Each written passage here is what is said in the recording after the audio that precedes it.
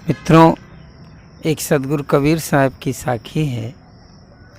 रतन का जतन करो माड़ी का सिंगार, आया कबीरा फिर गया झूठा है हंकार। साहब कहते हैं कि रतन का जतन करो। मित्रों, रतन हीरे को कहते हैं जो बहुत ही बेशकीमती होता है। इस बात के बारे में आप सब लोग जानते हैं कि हीरा बहुत कीमती होता है और उसे बड़ी ही जतन से, बड़ी ही सुरक्षा से रखा जाता है। अपने भारत देश का कोहिनूर हीरा जो इस समय इंग्लैंड के पास में है और इतने बड़े म्यूज़ियम में रखा हुआ है कि आप देख तो सकते हैं, लेकिन जो ही छूने की कोशिश करेंगे वो गायब हो जाएगा। इतना सुरक्षा व्यवस्था सुरक्षित ढंग से रखा हुआ है। साहब यहाँ बात जिस रतन की कर रहे हैं वो कुछ और ही है। साहब कहते हैं रतन का जतन करो। ये शरीर जो मिला है, देखा जाए ये भी रत्न के ही समान है, क्योंकि इससे हम साधन भजन कर सकते हैं, दुखों से छुटकारा पा सकते हैं, मुक्ति गति प्राप्त कर सकते हैं, चाहे तो हो सकता है। लेकिन इसको हम सुरक्षित नहीं रख सकते हैं, क्योंकि ये जो शरीर मिला है, ये शरीर दिन पर दिन बदल रहा है, परिवर्तनशील हो रहा, परिवर्तनशील संसार है और परिवर्तनशील संसार का एक अंश हमारा शरीर है।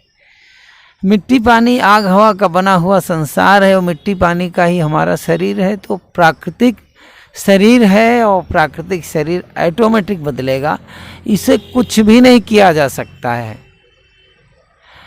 मान लीजिए कोई आदमी मर जाए तो इसमें कुछ औषधियाँ दवाइयाँ लगा करके किसी ताबूत में कुछ समय के लिए इसको सुरक्षित रखा जा सकता है, लेकिन कहो कि ये सदा सदा के लिए रहे, ऐसा नहीं हो सकता है।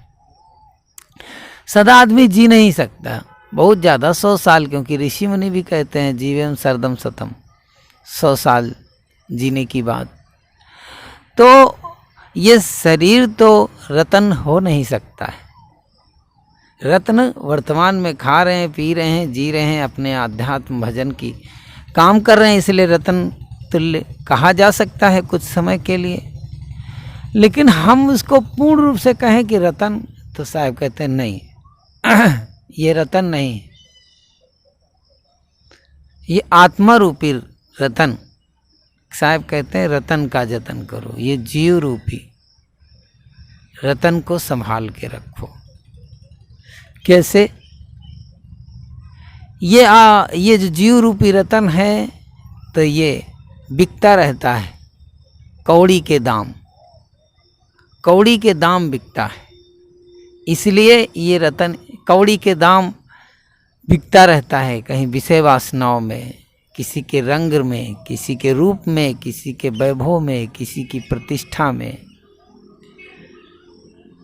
ये क्या करता है? लोभित होता रहता है, कामित होता रहता है, क्रोधित होता रहता है। इसलिए ये रतन तो है, लेकिन अपनी गरिमा ना पहचानने के कारण ये अपनी जतन नहीं कर पाता है। और जब तक जतन नहीं कर पाएगा तब तक ये विकारों में ऐसे ही फंसा रहेगा, ऐसे ही धंसा रहेगा। ये मन के गुलामी में, मन के बहकाव में भटकता रहता है। इसलिए साहब ने एक जगह कहा कि रे मोरा हीरा हेराए गयो कचरे माँ, कचरे माँ, कीचड़ में, गंदगी में, विकारों में इसने हीरा खो गया।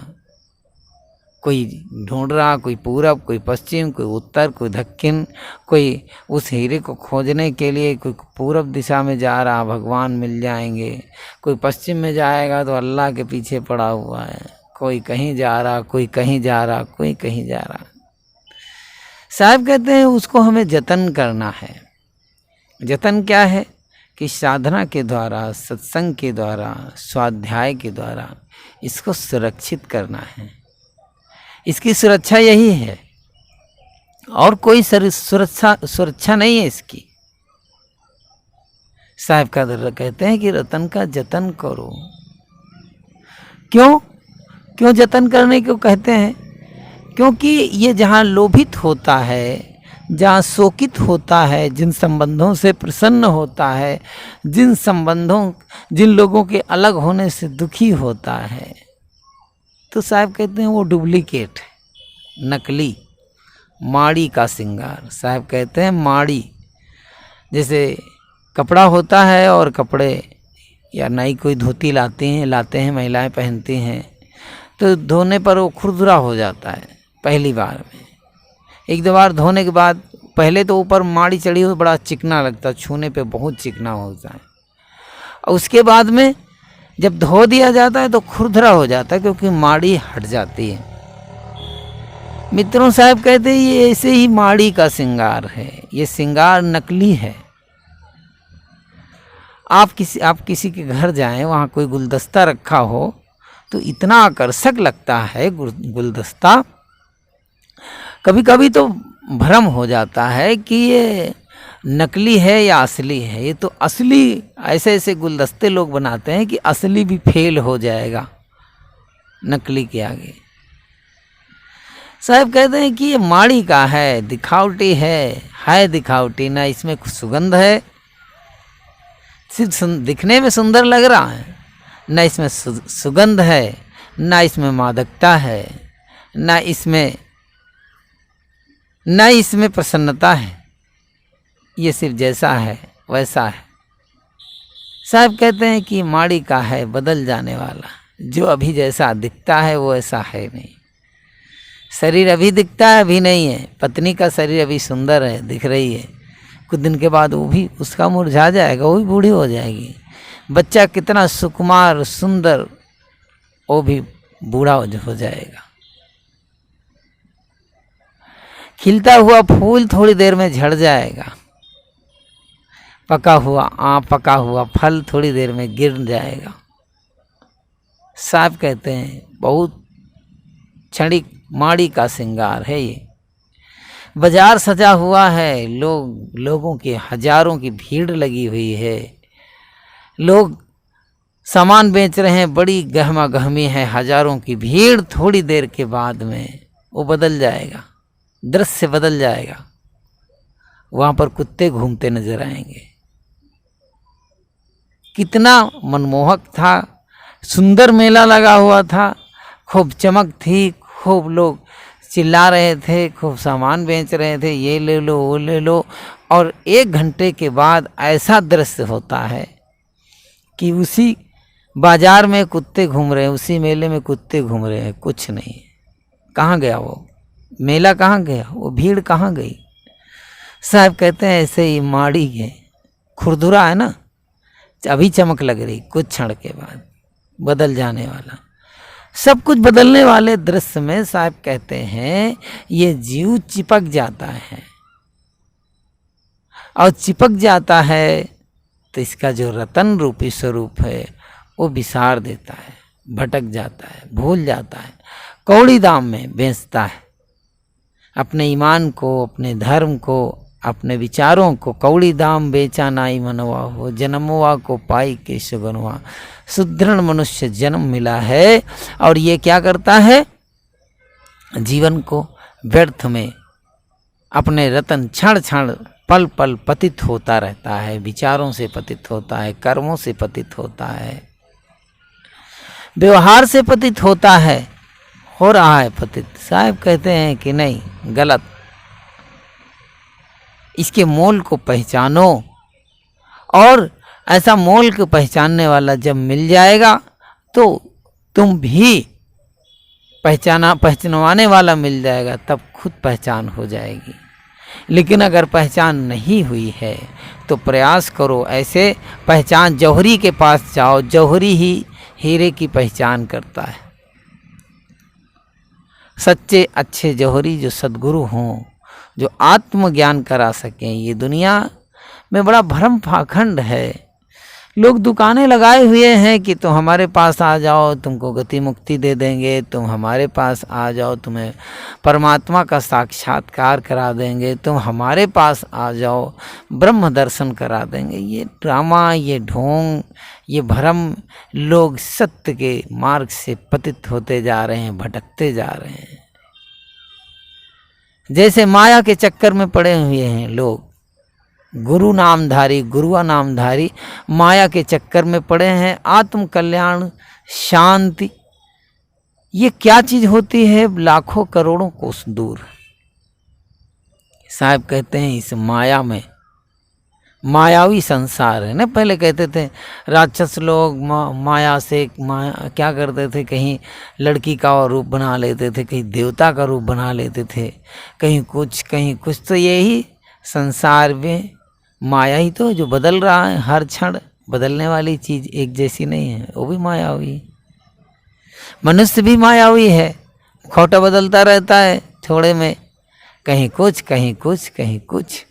कहीं शेर का मुखौटा लगा लेता है, क्रूर हो जाता है, कहीं गीदड़ का लगा लेता है, चापलूस बन जाता है, कहीं गधे का लगा लेता है तो भोला बन जाता है।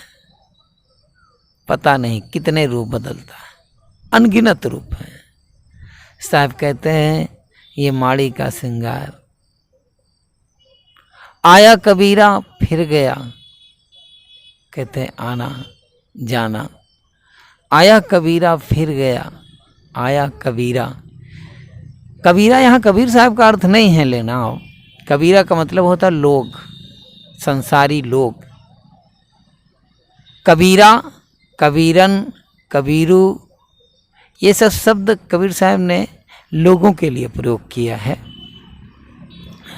साहब कहते हैं आया कबीरा, आया कबीरा फिर गया। यहाँ आदमी पैदा हुआ और मर गया। पुनरपि जन्मम पुनरपि मरणम पुनरपि जननी जठरे सैनम, शंकराचार्य का उद्घोष। पुनः पुनः जन्म लेना, पुनः पुनः मर जाना, फिर वासना के वशीभूत हो करके फिर माता की जठराग्नि में प्रवेश करना, फिर जन्मना, फिर मरना, फिर जन्मना, फिर मरना। तो ये चल रहा है भवचक्र इसी तरीके से। साहब कहते हैं आया कबीरा फिर गया। आया और गया, फिर गया, कहते आया गया। झूठा है अहंकार, आया कबीरा फिर गया, झूठा है अहंकार। किस बात का अहंकार? मित्रों, ये अहंकार बहुत बुरी चीज होती है, बहुत खराब है अहंकार। दारू पीने वाले को आप दूर से जान लेते हैं कि ये दारू पिया हुआ है, मदिरा पीने वाले को दूर से जान लेते हैं कि मदिरा पिया हुआ है, और मदिरा पीने वाले व्यक्ति से आप 10 कदम दूर रहेंगे। 10 कदम दूर हो जाएंगे कि भैया ये तो हाथ पैर हिला रहा है, भैया इसे सावधान रहो, कहीं ऊपर आके चिपक जाएगा, तो उसे सावधान रहोगे आप। लेकिन साहब कहते हैं कि अहंकारी आदमी, अहंकार के मद में चूर आदमी की पहचान कैसे करोगे? अहंकार आदमी ऐसा होता है कि शराब भी जो होता है, शराब पीने वाला आदमी शाम को शराब पिया, सुबह उतर गई। लेकिन अहंकार का एक ऐसा नशा है कि एक बार चढ़ जाता है तो जल्दी से उतरता नहीं, चाहे जीवन खत्म हो जाएगा लेकिन नशा नहीं उतरता। ऐंठ नहीं जाती, रस्सी जल जाती, शरीर बुढ़ा हो जाता है, कमजोर होता है, जर्जर हो जाता है, लेकिन ऐंठ नहीं जाती है। क्या होता है, रस्सी चली गई, ऐंठन नहीं गई। अहंकार नहीं जाता। कैसे जाएगा अहंकार? एक हमारे आश्रम के पास एक माल कस्बा है, वहाँ के बबुआ सिंह नाम के व्यक्ति थे। अभी है कि मर गए पता नहीं। वो बीमार हुए थे तो लोग उनको देखने के लिए जाते थे, फिर धीरे धीरे वो भी देखना जाना बंद कर दिए। एक बार मैं उनसे मिलने के लिए गया बंधु। इतना अहंकार, आश्रम पे जाते थे, घंटों प्रवचन करते रहते थे, लोगों को अपनी तरफ बड़ा आकर्षित करते थे। घंटों मंच पर नहीं जाते, घंटों छुआछूत इतनी भरी कि साधु संत पता नहीं किस समाज के, किस बिरादरी के, कैसे क्या, और घंटों उपदेश करते थे। और ये जो है एक दिन कहने लगे, और था क्या कि उस क्षेत्र में उनका नाम से लोग थर थर कांपते थे, बबुआ सिंह। जिसको जो चाहे जब चाहे जिसको गायब करवा दिए, जिसको जब चाहे बहन बेटी पर नज़र डाल दिए, जब जैसा चाहे लोग उनको देख करके थर थर कांपते थे। ऐसा था उनका। जब बीमार पड़े, मैं मिलने के लिए गया उनको। संत के सामने कभी हाथ नहीं जोड़े, कभी हाथ नहीं जुड़ा। मैंने देखा उन्हें कि संत के सामने कभी हाथ नहीं जोड़ पाए। और जब मैं मिलने गया तो हाथ जुड़ नहीं पाया, आधी दूर तक आया, रुक गया। हमने कहा ठीक रहना, बढ़िया रहेगा। मित्रों, शरीर कंकाल हो गया। मैं जब उनसे 2 साल तक शरीर पड़ा रहा, कंकाल हो गया। और कब शरीर छूटा मुझे जानकारी बाद में नहीं हो पाई। तो मित्रों, अहंकार बहुत दूर तक पीछा करता है। साहब कहते हैं अहंकार झूठा है। जात का, पद का, प्रतिष्ठा का, विद्या का अहंकार बड़ा दूर तक, बहुत दूर तक पीछा करता है। अहंकार साधुओं को भी अहंकार का बहुत तगड़ा रहता है। मान महंती का, गुरुआई का, परपंच का। कंचन तजना सहज है, सहज त्रिया के नेह, मान बड़ाई ईर्ष्या तीनों तजिए ये नहीं छूटती है बंधुओं। अहंकार का बीज खत्म करना है, मारना। जब तक अहंकार का बीज मर्दन नहीं करोगे तो उस रतन की पहचान नहीं हो पाएगी, उस रतन को जान नहीं पाओगे। उस रतन से हजारों करोड़ों कोसों मील दूर बने रहोगे। इसलिए रतन को जानना है। साहब कहते हैं रतन का जतन करो। मित्रों, एक कहानी आपने भी सुना होगा, मैं भी आपको उसकी पुनरावृत्ति कर रहा हूँ। एक आदमी था और आदमी एक संत के पास गया, और संत के पास गया, उसने कहा कि हमें कोई काम नहीं मिलता, हमें जो है कोई काम नहीं मिलता, हमारी कीमत क्या होगी, क्या है। इस तरह कुछ कहानी है। तो संत ने एक कहते हैं चमकीला पत्थर दिया, और चमकीला पत्थर दिया, कहा इसको बेचना नहीं, इसका भाव लेकर के आओ। बेचना नहीं, इसको बेचना नहीं, इसका सिर्फ भाव लेकर के आना है। तो वो गया व्यक्ति, तो सबसे पहले चमकीला पत्थर दिया और कहा जाए भाई, ऐसा एक आलू बेचने वाले के पास गया, कहा भैया इसके बराबर इसकी क्या कीमत होगी। तो कहे आलू लेना है। तो उसने कहा कि ऐसा करो, ठीक है चमकीला पत्थर दे दो हमको, आलू ले जाओ, 2 किलो आलू ले जाओ। कहा अच्छा। फिर आगे बढ़ा, फल वाले के पास गया, तो कहा भैया 5-7 किलो फल दे देंगे, चमकीला पत्थर देना हो दे दो। फिर आगे जाता है लोहे लक्कड़ की दुकान पर, वहाँ पर भी उसने वही भाव लगाया। कहीं लकड़ी वाले के पास, कहीं सामान वाले के पास, पूरा कहना चाहिए दिन घूमता रहा वो मार्केट में। उसके बाद अंतिम में गया कहाँ, सोचा कि चलो जौहरी के पास मिल लेते हैं, सोना चांदी शायद ही पत्थर की कुछ कीमत लगा दे। वो पहचान गया, जौहरी पहचान गया। उसका ये तो चमकीला पत्थर को समझ गया ये तो हीरा है। हीरे को कहा भैया इसके तुम ऐसा करो कि जितना पैसा मांगो उतना देने के लिए तैयार, बताओ पैसा मांगो। उसने कहा नहीं, इसका तो हमें मोल ही करना था जी। कहानी मैंने बहुत शॉर्ट में सुनाई। कहा जी वो मुझे तो मोल ही करना था और बस जानकारी लेनी थी। वापस आ गए, बताया, कहा कि ऐसे ऐसे पूरा वृत्तांत दिन भर का बताया, और कहा अंतिम जौहरी की भी बात बताई। तो उसने कहा कि संत ने बताया ये हीरा है और इसकी कीमत चोरी जान सकता है। मित्रों, हम अपने रतन तुल्य हीरे की पहचान करें। साधना, सत्संग, स्वाध्याय, भजन, सिमरन, यही इसकी सुरक्षा है, यही जतन है, यही युक्ति है, यही उपाय है, यही तरीका है, दूसरा कुछ नहीं है। तो हमें अपने जीवन में करना है सत्संग, स्वाध्याय, साधना के द्वारा जीवन का कल्याण। साहब कहते हैं, रतन का जतन करो माड़ी का श्रृंगार, आया कबीरा फिर गया झूठा है अहंकार।